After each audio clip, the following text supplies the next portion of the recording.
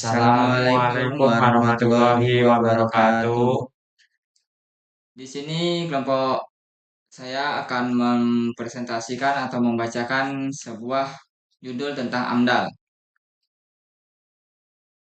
Perkenalkan, nama saya Mades Wardana dan sebelah saya Guru Haryandi dengan NPM 23520055. Dan saya Arifandi Yudatama dengan NPM 2352012. Nah, di sini saya akan membacakan tentang AMDAL. Pengertian lingkungan hidup.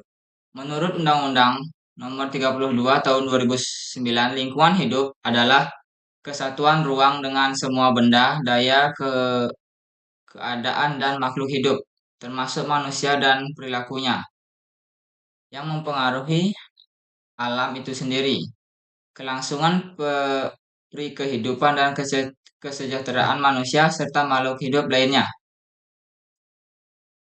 Perlindungan dan pengelolaan lingkungan hidup adalah upaya sistematis dan terpadu yang dilakukan untuk melestarikan fungsi lingkungan hidup dan mencegah terjadinya pencemaran dan kerusakan lingkungan hidup yang meliputi pencemaran, pemanfaatan, pengendalian, pemeliharaan, pengawasan, dan penegakan hukum. Rencana Perlindungan dan Pengelolaan Lingkungan Hidup yang selanjutnya disingkat RPPLH adalah perencanaan tertulis yang memuat potensi masalah lingkungan hidup serta upaya perlindungan dan pengelolaannya kurun waktu tertentu.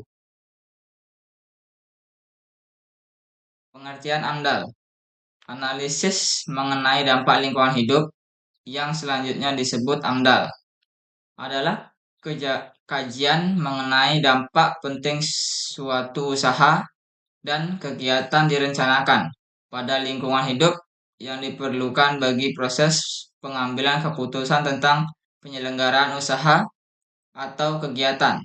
Menurut Undang-Undang Nomor 32 Pasal 22 Ayat 1, setiap usaha dan kegiatan yang berdampak penting terhadap lingkungan hidup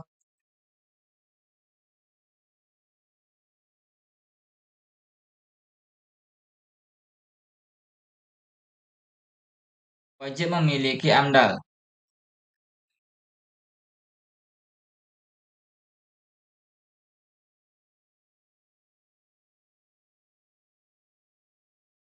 Kriteria usaha dan atau kegiatan yang berdampak penting yang wajib dilengkapi dengan AMDAL terdiri atas pengubahan bentuk lahan dan bentang alam, eksploitasi sumber daya alam, baik yang terbarukan maupun yang tidak terbarukan, proses dan kegiatan yang secara potensial dapat menimbulkan pencemaran dan kerusakan lingkungan hidup, serta pemborosan dan kemerosotan sumber daya alam dalam pemanfaatannya. Proses dalam kegiatan yang menghasilnya dapat mempengaruhi lingkungan alam, lingkungan buatan, serta lingkungan sosial dan budaya.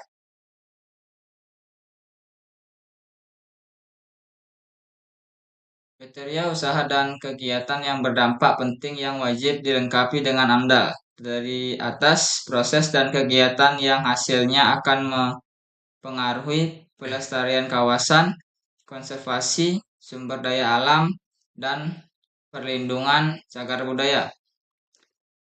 Introduksi jenis-jenis tumbuhan, pembuatan dan penggunaan bahan hayati, non-hayati, hewan, dan jasad renik. Kegiatan yang mempunyai risiko tinggi dan mempengaruhi pertahanan negara. Penerapan teknologi yang memperkirakan mempunyai potensi besar untuk mempengaruhi lingkungan hidup. Dampak penting ditentukan berdasarkan kriteria.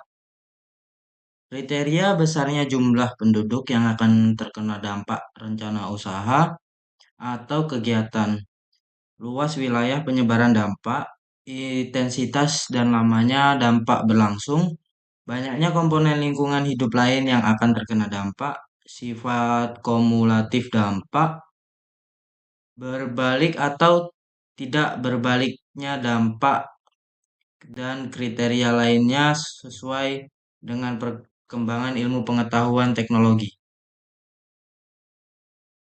Dokumen AMDAL memuat pengkajian mengenai dampak rencana usaha, evaluasi kegiatan di sekitar lokasi, rencana usaha, saran masukan serta tanggapan masyarakat terhadap rencana usaha atau kegiatan, perakiraan terhadap besaran dampak sifat serta sifat penting dampak yang terjadi jika rencana usaha dan kegiatan tersebut dilaksanakan.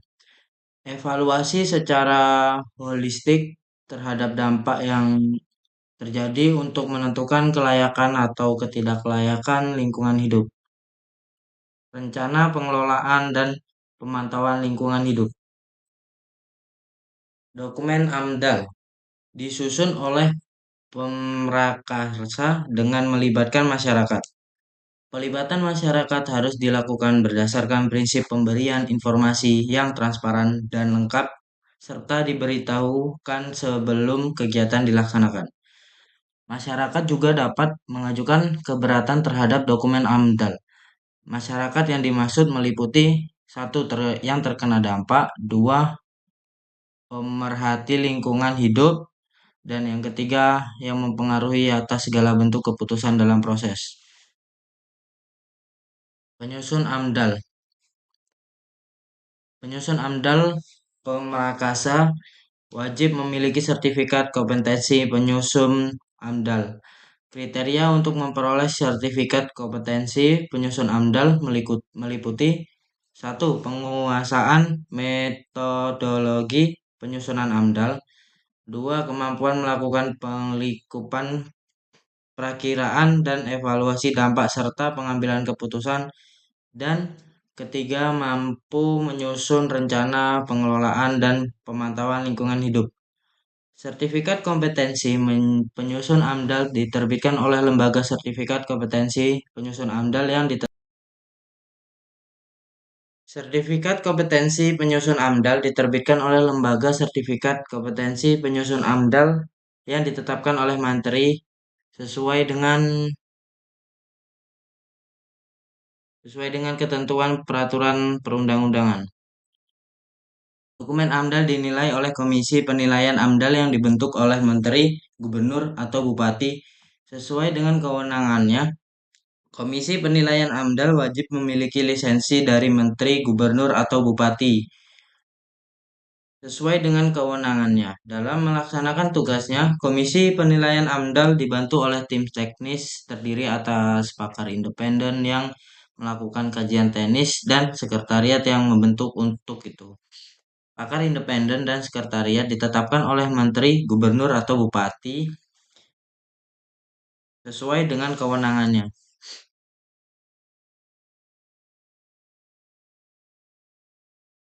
Keanggotaan Komisi Penilaian AMDAL terdiri atas wakil dari unsur 1.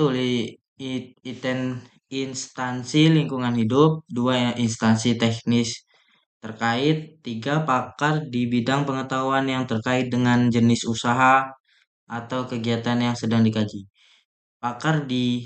Keempat, pakar di bidang pengetahuan yang terkait dampak yang timbul dari suatu usaha dan kegiatan yang sedang dikaji.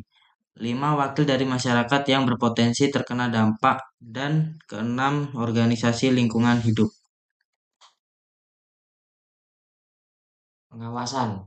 Menteri, Gubernur, atau Bupati atau Wali Kota sesuai dengan kewajibannya wajib melakukan pengawasan terhadap ketaatan penanggung jawab usaha dan atau kegiatan atas ketentuan yang ditetapkan dalam peraturan perundang-undangan di bidang perlindungan dan pengelolaan lingkungan hidup.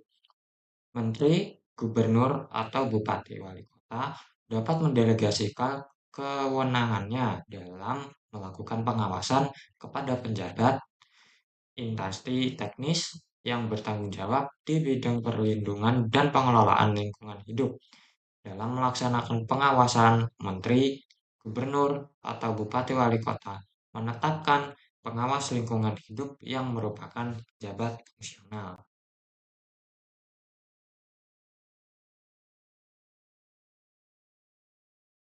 Menteri, gubernur, atau bupati wali kota sesuai dengan kewenangannya wajib melakukan pengawasan ketaatan penanggung jawab usaha dan atau kegiatan terhadap izin lingkungan.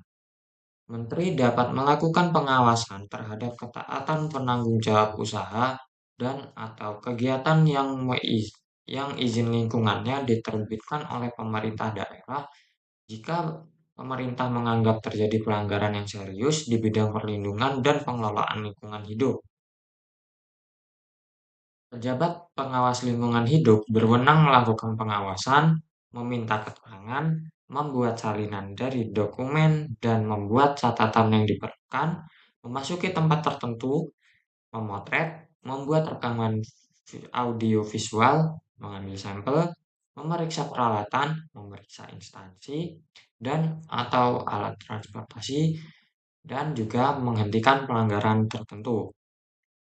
Dalam melaksanakan tugasnya, pejabat pengawas lingkungan hidup dapat melakukan koordinasi dengan pejabat penyidik, pegawai negeri sipil, penanggung jawab usaha, atau kegiatan dilarang menghalangi pelaksanaan tugas pejabat pengawas lingkungan hidup. Kemudian ada sanksi administratif. Menteri, gubernur, atau bupati wali kota menerapkan sanksi administratif kepada penanggung jawab usaha dan atau kegiatan jika dalam pengawasan ditemukan pelanggaran izin lingkungan. Sanksi administratif itu berupa teguran tertulis, kemudian ada paksaan pemerintah, ada pembukuan izin lingkungan, atau pencabutan izin lingkungan, atau amdalnya dicabut. Kemudian sanksi administratif juga penanggung jawab usaha atau kegiatan jika pemerintah menganggap jika pemerintah daerah secara tidak sengaja menerapkan sanksi administratif terhadap pelanggaran yang serius di bidang perlindungan dan pengelolaan lingkungan hidup, sanksi administratif tidak membebaskan penanggung jawab usaha atau kegiatan dari penanggung jawab pemulihan dan pidana. Pengenaan sanksi administratif berupa pembekuan atau pencabutan izin lingkungan dilakukan apabila penanggung jawab usaha atau kegiatan pelaksanaan paksaan pemerintah. Sanksi paksaan pemerintah berupa penghentian sementara kegiatan produksi, memindah sarana produksi, penutupan saluran pembuangan air limbah atau emisi, pembongkaran, penyitaan terhadap barang atau alat yang berpotensi menimbulkan pelanggaran, penghentian sementara seluruh kegiatan atau tindakan lain yang bertujuan untuk menghentikan pelanggaran dan untuk memulihkan fungsi lingkungan hidup. Pengenaan paksaan pemerintah dapat dijatuhkan tanpa didahului teguran apabila pelanggaran yang dilakukan menimbulkan ancaman yang sangat serius bagi manusia dan lingkungan hidup. Kemudian, dampak yang lebih besar atau lebih luas jika tidak segera dihentikan, dan juga kerugian yang lebih besar bagi lingkungan hidup jika tidak segera dihentikan.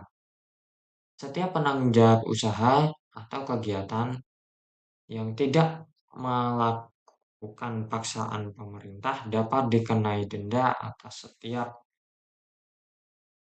kelalaian pelaksanaan sanksi pemerintah. Menteri, gubernur, atau bupati wali kota berwenang untuk memaksa penanggung jawab usaha dan atau kegiatan untuk melakukan pemulihan lingkungan hidup akibat pencemaran dan kerusakan lingkungan hidup yang dilakukannya. Menteri, gubernur, atau bupati wali kota berwenang atau dapat menunjuk pihak ketiga untuk melaksanakan pemulihan lingkungan hidup akibat pencemaran dan perusakan lingkungan hidup yang dilakukannya. Beban biaya penanggung jawab usaha atau kegiatan. Sekian, terima kasih dari Sekian kelompok dari kami. kami Kami akhiri. Wassalamualaikum warahmatullahi wabarakatuh.